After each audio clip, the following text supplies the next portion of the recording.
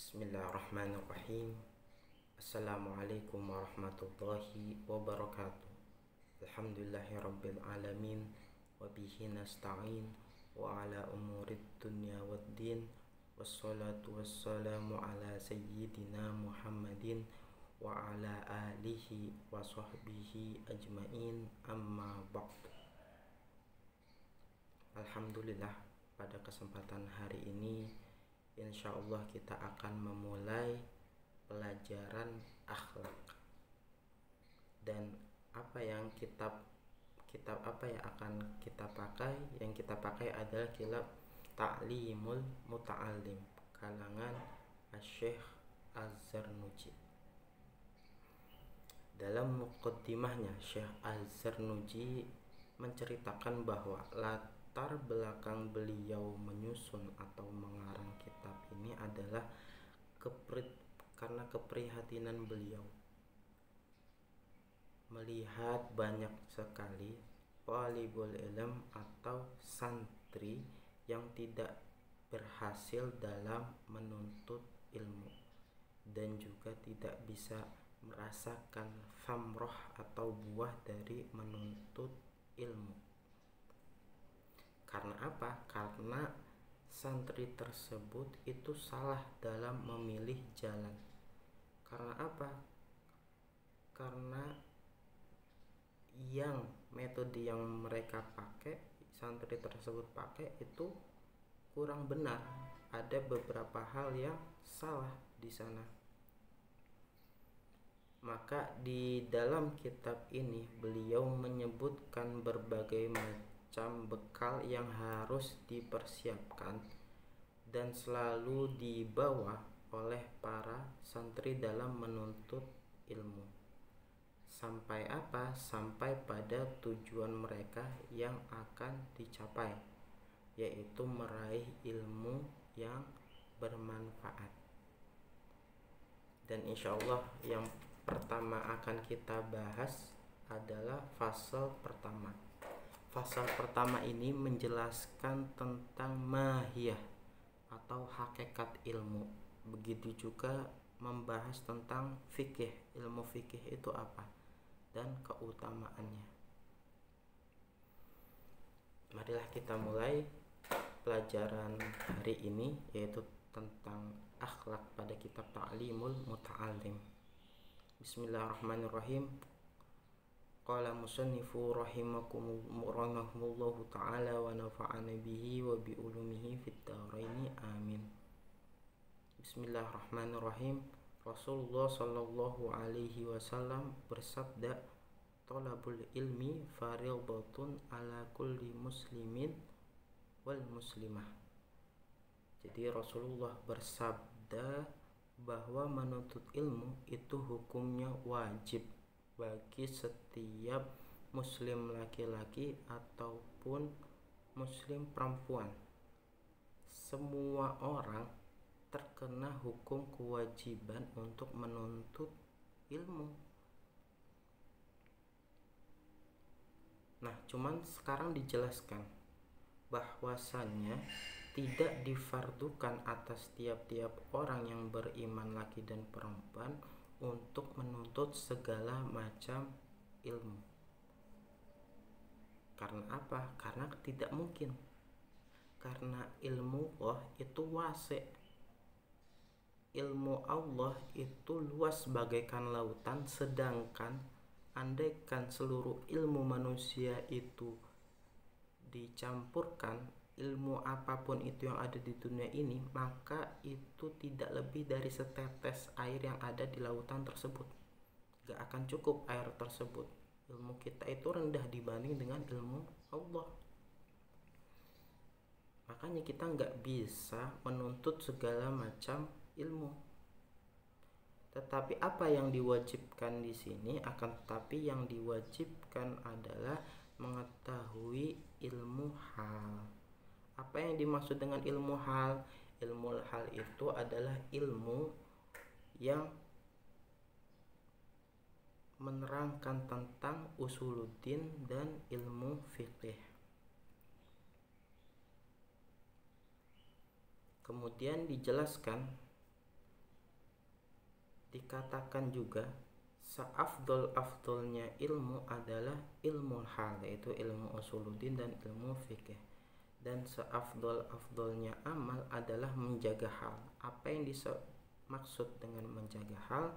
Yang dimaksud dengan menjaga hal adalah hal-hal yang baru yang bisa terjadi pada seseorang, seperti halnya iman, sholat, zakat, puasa, dan hal-hal lain yang penting yang berhubungan dengan ibadah seseorang kepada Allah.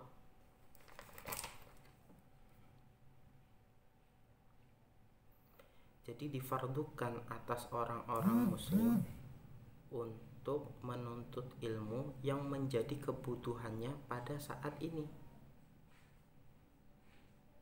dan pada saat kapanpun. Maka sesungguhnya harus baginya mendirikan sholat. Setiap orang itu wajib melakukan sholat, maka diwajibkan, difardukan baginya untuk apa? Untuk mengetahui ilmu yang menjelaskan tentang sholat. Nah, apakah kita harus mengetahui semua hal yang berhubungan dengan sholat, sedangkan sholat itu pembahasannya luas? Enggak.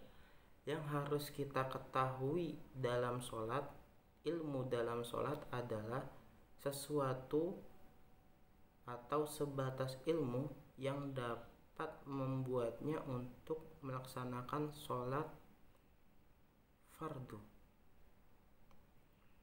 Minimal ilmu tersebut bisa menggugurkan kita dari wajibnya kewajiban sholat. Ketika kita mempelajari ilmu sholat, seminimal mungkin untuk mengetahui ilmu tersebut, kita bisa melaksanakan sholat fardu dengan benar.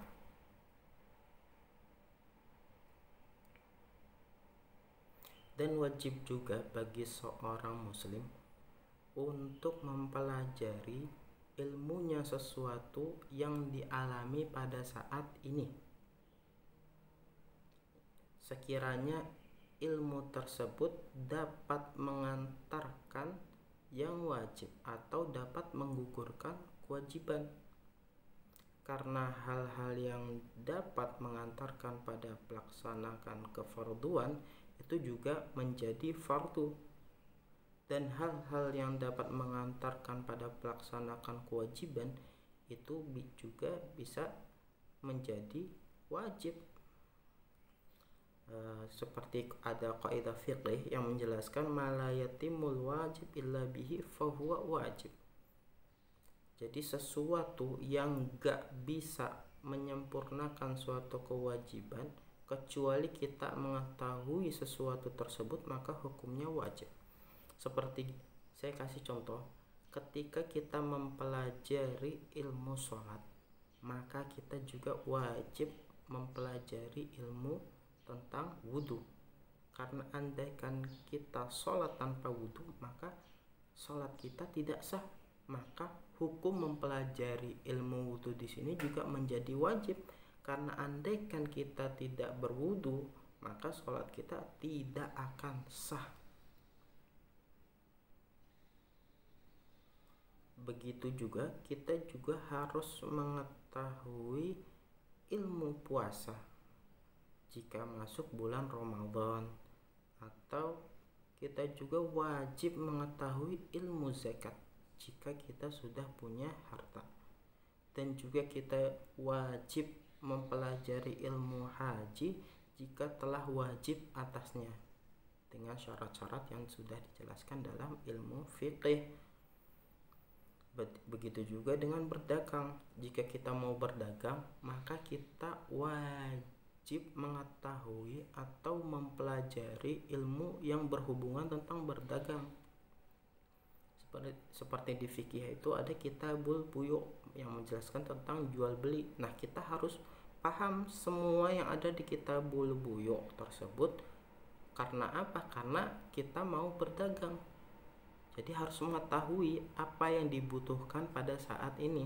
Kita mau berdagang, maka harus mengetahui ilmunya. Kita mau nikah, maka kita harus mengetahui ilmunya. Kita mau sholat, kita harus mengetahui ilmunya. Dikatakan kepada Muhammad bin Hasan rahimahullah, beliau ditanya, mengapa engkau tidak menulis tentang kitab zuhud? Dikatakan kepada beliau seperti itu. Kemudian beliau menjawab, aku telah menulis kitab B atau kitab tentang jual beli. Maksud beliau apa? Ditanya tentang mengarang kitab zuhud, beliau menjawabnya, aku sudah mengarang kitab yang menjelaskan tentang jual beli. Apa hubungannya di sini? Hubungannya di sini adalah, atau maksud beliau adalah bahwa orang zuhud ialah orang yang menjaga diri dari hal-hal yang syubhat. Apa syubhat? Hal-hal yang tidak jelas halal dan haramnya, itu syubhat. Jadi apakah orang zuhud itu hanya bisa dilakukan oleh orang yang miskin? Enggak. Zuhud juga bisa dilakukan oleh orang yang kaya, karena orang zuhud itu menjaga dirinya dari hal-hal yang syubhat. Jadi apabila ada orang kaya walaupun mempunyai harta yang banyak, tetapi dia melaksanakan sesuatu itu tanpa perkara yang syubhat, maka bisa dikatakan zuhud. Begitu juga hal-hal yang dibenci dalam berdagang. Begitu juga wajib menghindari syubhat terhadap setiap muamalat dan pekerjaan. Jadi itu korelasinya antara zuhud dan kitabul B atau kitab yang menjelaskan, ilmu yang menjelaskan tentang jual beli. Dan setiap orang yang sibuk dengan sesuatu dari itu semua, yakni dagangan dan muamalah lainnya, maka difardukan kepadanya ilmu yang dapat menjaganya dari suatu keharaman. Begitu juga difardukan atasnya ilmu apa? Ilmu yang mempelajari tentang ahwalul qalbi atau keadaan hati. Begitu juga ilmu yang menjelaskan tentang sifat tawakal, inabah, kembali kepada Allah, khauf, rasa takut kepada Allah, ridha, maka sesungguhnya itu adalah kenyataan yang terjadi pada segala keadaan. Sekarang kita akan menjelaskan tentang keutamaan ilmu. Apa keutamaan ilmu itu?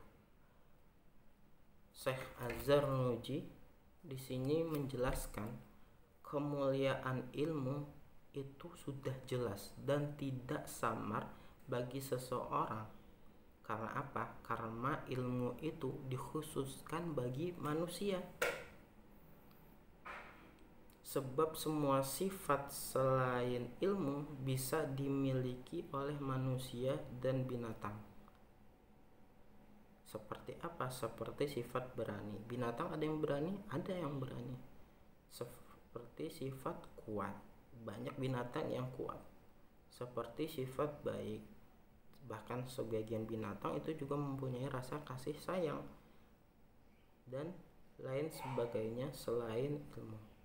Binatang itu juga mempunyai segala macam perasaan, tapi apakah dia mempunyai ilmu? Tidak. Makanya inilah yang membedakan antara manusia dan binatang, yaitu apa? Yaitu ilmu. Manusia itu mempunyai ilmu. Maka dengan ilmu inilah Allah Subhanahu wa ta'ala menampakkan kelebihan Nabi Adam alaihissalam di atas para malaikat, dan Allah menyuruh malaikat untuk bersujud kepadanya seperti yang dijelaskan di surat Al-Baqarah dan surat-surat yang lain. Jadi bisa dikatakan bahkan manusia itu lebih mulia daripada malaikat. Mulianya itu manusia daripada malaikat dengan apa? Dengan ilmunya. Dan kenapa kok ilmu itu begitu mulia? Ilmu itu mulia karena dapat mengantarkan seseorang kepada ketakwaan, yang mana ketika kita sudah bertakwa, maka kita akan mendapatkan kemuliaan di sisi Allah Subhanahu wa Ta'ala dan akan mendapatkan kebahagiaan yang abadi. Sebagaimana dikatakan kepada Muhammad bin Hasan bin Abdullah sebuah syair, ta'allam fa innal ilma zainun li ahlihi wa fadlun wa unwanun li kullil mawahidi. Belajarlah karena sesungguhnya ilmu itu adalah perhiasan bagi pemiliknya, menjadi suatu kelebihan dan pertanda dalam segala hal yang terpuji. Itu adalah ilmu. Kemudian melanjutkan, wa kun mustafidan kulla yaumin ziyadatan minal ilmi wasbah fi buhuril fawaidi. Dan jadilah untuk senantiasa bertambah ilmu itu setiap hari, dan berenanglah dalam lautan faedah, karena ilmu itu luas. Makanya kita disuruh untuk berenang di lautan faedah ilmu. Kemudian melanjutkan, tafaqqah fa innal fiqha afdalu qa'id ilal birri wat taqwa wa a'dalu qasid. Belajarlah ilmu fikih, karena ilmu fikih itu seafdal yang membimbing kepada kebaikan dan ketakwaan dan tujuan yang paling mengena. Huwal ilmul hadi ila sananil huda huwal hisnu yunji min jami'i syada'id. Itulah ilmu yang membimbing kepada jalan yang lurus, menjadi petunjuk sebagai benteng yang menyelamatkan kita dari segala kesulitan. Kemudian beliau melanjutkan dalam syairnya, fa inna faqihan wahidan mutawari'an asyaddu ala syaitani min alfi abid. Ini salah satu kemuliaan orang yang berilmu. Apa artinya dari syair ini? Sesungguhnya satu orang yang faqih atau alim dalam ilmu fiqih, orang yang alim dan waro' itu lebih ditakuti oleh setan daripada 1000 orang yang abid, orang yang ahli ibadah. Satu orang yang berilmu itu lebih ditakuti oleh setan daripada 1000 orang yang ahli ibadah. Lalu ilmu apa lagi yang harus kita pelajari selain ilmu yang tadi sudah dijabarkan? Syekh Az-Zarnuji menerangkan juga tentang ilmu akhlak. Jadi sebagaimana wajib mempelajari ilmu hati, ahwalul qalb, begitu juga halnya pada semua akhlak kita juga wajib mempelajari ilmu yang menjelaskan tentang akhlak. Sebagaimana kita belajar pada sekarang ini dalam kitab Ta'limul Muta'allim, itu hukumnya juga wajib. Karena apa? Dalam akhlak ini seperti sifat baik, sifat pelik, sifat pengecut, sifat memberani dan sifat sombong, sifat merendah, sifat menjaga diri dari hal haram, sifat berlebihan atau mubazir, sifat terlalu perhitungan dan lainnya, itu juga harus kita ketahui. Maka sesungguhnya sifat sombong, sifat bakhil dan sifat pengecut, sifat berlebihan adalah haram dan tidak mungkin dapat menghindarinya.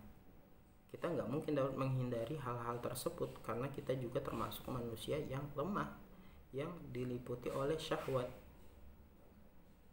Kecuali dengan apa kita bisa menghindarinya?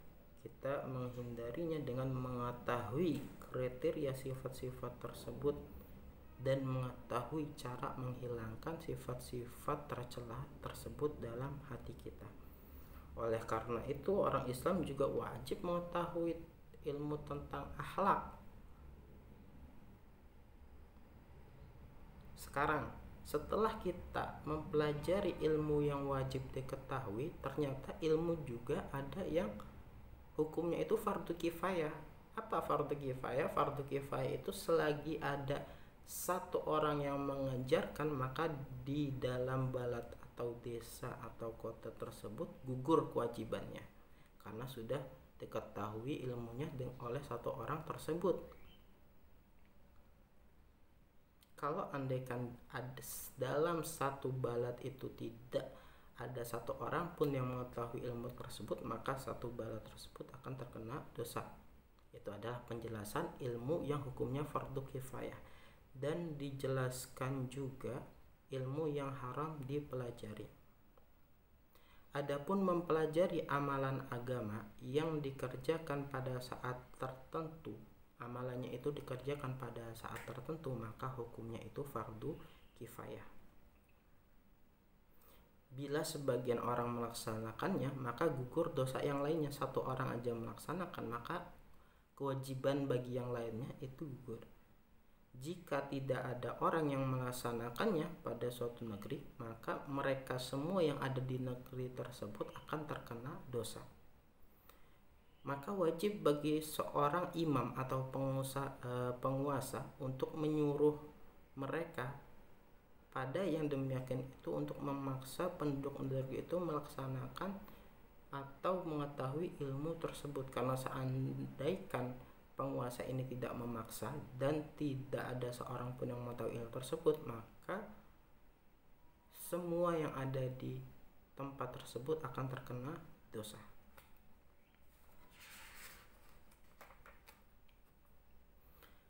Begitu juga sekarang kita akan mengetahui ilmu perbintangan.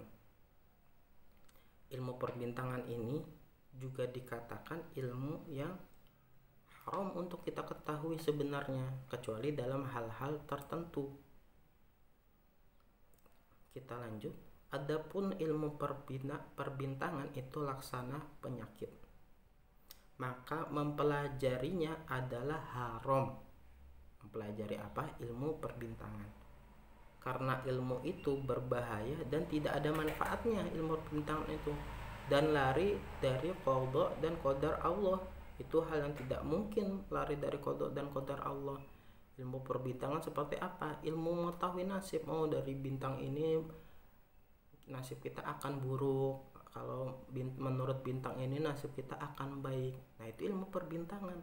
Atau yang sekarang ini yang lumrah dikatakan orang adalah ilmu zodiak. Apakah kita boleh mempelajari ilmu zodiak? Tidak boleh. Apa kita tidak boleh percaya dengan zodiak? Tidak boleh. Karena semuanya itu sudah digariskan oleh Allah Subhanahu wa taala.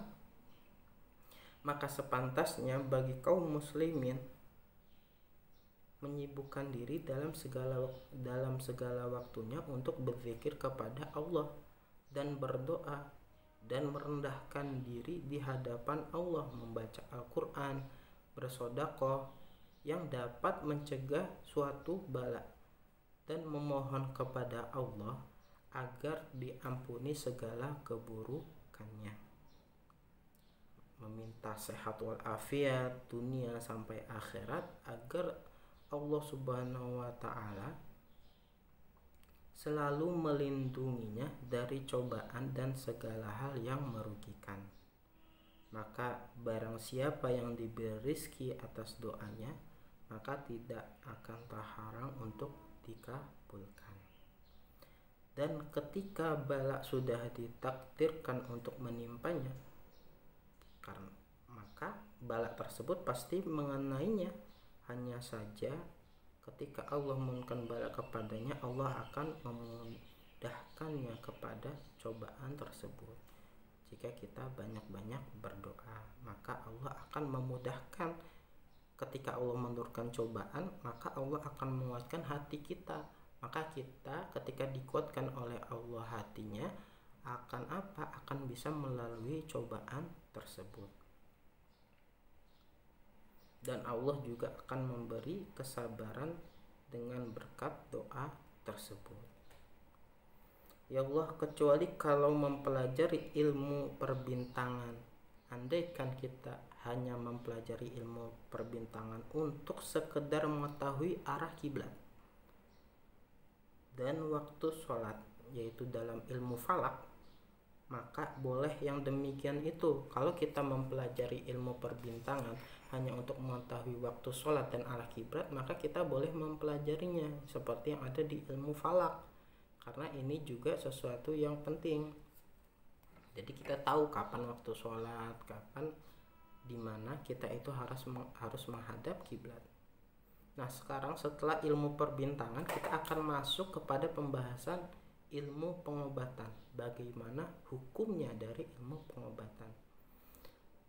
Adapun mempelajari ilmu pengobatan itu hukumnya boleh, karena hal itu merupakan salah satu sebab di antara beberapa sebab. Maka boleh mempelajarinya sebagaimana sebab yang lain. Karena apa? Karena sungguhnya Nabi Muhammad SAW itu juga berobat ketika sakit. Karena Nabi Muhammad itu juga manusia. Dikatakan Muhammadun basyar lakal basyari. Nabi Muhammad itu manusia, tetapi tidak seperti manusia yang lain. Bal huwa kal yakutu bainal hajari. Kadarnya manusia Nabi Muhammad itu bagaikan intan di antara batu-batu yang lain. Nabi Muhammad intan, manusia yang lain itu hanyalah batu. Tapi tetap Nabi Muhammad itu manusia dan juga bisa sakit. Ketika sakit Nabi Muhammad berobat. Nah, ini menunjukkan kalau ilmu pengobatan itu hukumnya boleh. Dan telah dihikayatkan dari Imam Syafi'i rahimahullah, beliau berkata ilmu itu ada dua macam. Yang pertama ilmu fikih untuk mengetahui hukum dalam permasalahan agama, dan yang kedua apa? Kedua itu ilmu pengobatan untuk memelihara badan. Dan ilmu yang lain selain dua ilmu tersebut, yaitu ilmu fikih dan ilmu pengobatan, itu hanya sebagai pelengkap dalam suatu majelis atau madrasah. Sekarang apa definisi ilmu? Definisi ilmu adalah suatu sifat yang dengannya sesuatu yang disebutkan itu menjadi jelas bagi orang yang memilikinya. Sebelum kita mempunyai ilmu, sesuatu tersebut tidak jelas. Tetapi ketika kita mempunyai ilmu, maka sesuatu tersebut sudah jelas. Sedangkan fikih adalah pengetahuan ilmu secara mendetail. Ma'rifatu daqaiqil ilmu. Imam Abu Hanifah rahimahullah mengatakan ilmu fiqih adalah mengetahuinya diri seseorang pada apa-apa yang bermanfaat dan apa-apa yang mudarat baginya. Jadi dengan ilmu fikih kita tahu apa yang bermanfaat bagi kita dan apa yang berbahaya bagi kita. Dan beliau juga berkata, tidaklah ilmu itu melainkan untuk diamalkan. Ilmu itu nggak berguna andaikan tidak diamalkan. Adapun cara mengamalkannya adalah meninggalkan yang sekarang, apa yang sekarang itu dunia, untuk apa? Untuk sesuatu yang akan datang. Apa yang akan datang? Yaitu akhirat. Maka sepantasnya bagi manusia untuk tidak lalai terhadap dirinya dan apa yang bermanfaat untuk dirinya, ya kan? Dan apa yang mudarat atau berbahaya baik di dunia maupun di akhirat.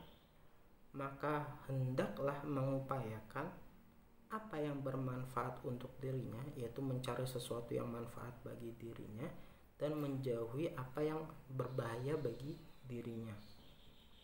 Seperti apa? Kita melaksanakan sedekah itu bermanfaat bagi kita. Kita mengetahui ilmunya, kita laksanakan. Kita mengetahui kalau misalkan mencuri itu buruk hukumnya, jelek hukumnya, kita tidak melaksanakan. Berarti kita mengamalkan suatu ilmu.